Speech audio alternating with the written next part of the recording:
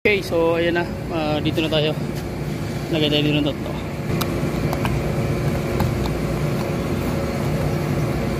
Yun. So ilagay natin dito ng tatlo, guys. So gawin natin, buksan ko muna lahat para dito tayo.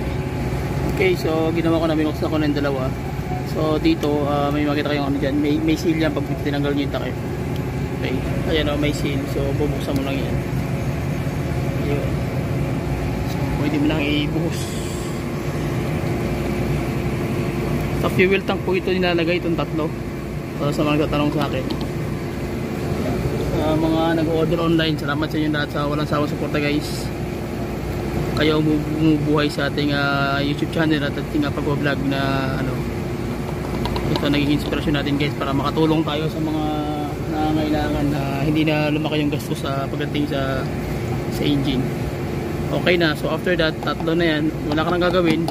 Okay na yan, papandalin mo na lang at hayaan mo na si Hado ang mag-asikaso ng problema niya dun sa loob. So okay, so wala ka nang gagawin. Okay na yan, panalo na. Okay, so sige, start natin makina. Tara.